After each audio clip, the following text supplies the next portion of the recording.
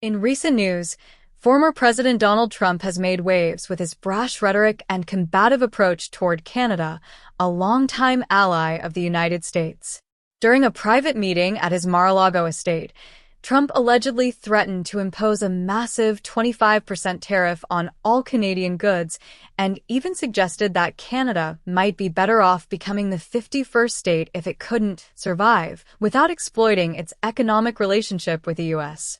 This came after a lengthy discussion regarding trade imbalances and border issues between the two nations. Trump's remarks have sparked widespread controversy and concern, with many questioning his diplomatic tactics and whether such rhetoric undermines the United States' international standing. The tension between the U.S. and Canada isn't a new development, but the language used by Trump has reached new heights, taking the relationship from contentious trade disputes to a potential reimagining of the entire North American political landscape. In this video, we'll break down the context of Trump's comments, the implications for U.S.-Canada relations, and the broader political consequences of such rhetoric. From trade wars to the long-standing strategic partnership between the two countries, we'll explore how these interactions reflect a deepening divide in global diplomacy under Trump's leadership. The background of U.S.-Canada relations. Before diving into the specific details of the recent Mar-a-Lago meeting, it's important to understand the historical context of U.S.-Canada relations. Canada and the United States share one of the world's longest undefended borders and a mutually beneficial trade relationship. With a robust trade in goods and services, Canada is one of the U.S.'s largest trading partners, and the two nations share common interests in defense, diplomacy, and the economy. Over the years, despite occasional tensions over issues such as trade imbalances and border security, the U.S. and Canada have maintained a relatively stable and productive partnership. However, under Trump's presidency, these long-standing relationships began to face new challenges. Trump's America First rhetoric introduced a more isolationist and protectionist tone, creating tensions with various global allies, including Canada. The meeting at Mar-a-Lago, the 25% tariff threat. In a recent meeting between Donald Trump and Canadian Prime Minister Justin Trudeau, the stakes were raised when Trump reportedly threatened to impose a 25% tariff on all Canadian goods. This was not a casual remark, but rather a serious warning about the economic repercussions Canada would face if it didn't meet Trump's demands regarding trade and border issues. The threat to levy such a massive tariff would undoubtedly cripple not just the Canadian economy, but the U.S. economy as well, as Canada is a key trade partner. The specifics of the dispute revolved around Canada's trade deficit with the U.S., which Trump has long criticized. The conversation turned tense when Trudeau explained that such a tariff would destroy both economies, to which Trump reportedly replied with a shocking suggestion that Canada might be better off becoming the 51st state of the United States if it could not survive without ripping off the U.S. to the tune of a $100 billion annual trade imbalance. Trump's statement was met with nervous laughter by those present at the meeting, but it is clear that this was not just a throwaway joke. Trump has repeatedly expressed disdain for trade imbalances and has framed the U.S.-Canada economic relationship in zero-sum terms, where Canada is seen as taking advantage of the U.S. in trade. The suggestion to annex Canada is a reflection of Trump's larger worldview, which often conflates economic success with unilateral power and dominance. Sees the political and diplomatic fallout. Trump's suggestion that Canada could become the 51st state highlights a fundamental misunderstanding of the deeply intertwined nature of U.S.-Canada relations. Canada's sovereignty is not a mere negotiating chip in a trade dispute.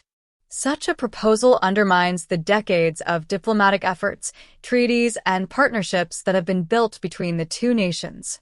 The idea of annexation also risks further isolating the United States on the global stage, where American allies have already expressed concerns over Trump's approach to foreign policy.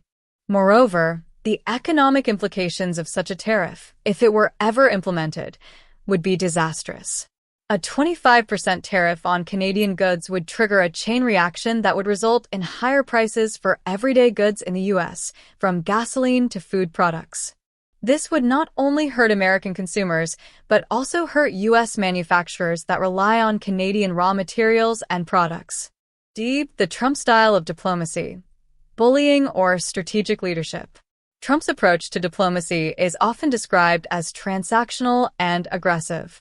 Unlike traditional statesmen, who focus on negotiation, compromise, and fostering long-term relationships, Trump relies on threats, insults, and showmanship.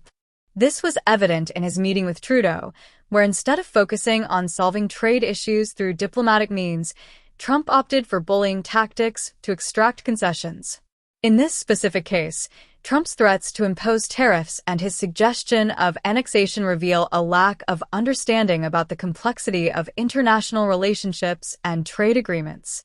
While Trump supporters often praise his toughness and willingness to challenge the status quo, this kind of approach has serious consequences for U.S. diplomacy and international relations. It damages the reputation of the U.S. as a stable and predictable global leader. Trump's brand of diplomacy also risks alienating other allies, who may start to question whether they can rely on the U.S. as a trusted partner. The idea of annexing a sovereign country like Canada isn't just an offensive joke. It signals to the world that the United States is willing to abandon established norms and treat allies like subordinates. The media spin. Trump's comments are recast as classic and epic. Despite the seriousness of Trump's comments, many of his supporters in the media, including figures like Ashley St. Clair and accounts like End Wokeness, have framed the remarks as epic or classic Trump. This phenomenon highlights a deeper divide in American politics, where Trump's controversial rhetoric is often reframed as humor or a sign of strong leadership. Supporters of Trump have consistently downplayed or deflected criticism of his actions, often arguing that his blunt and unorthodox approach is what makes him effective.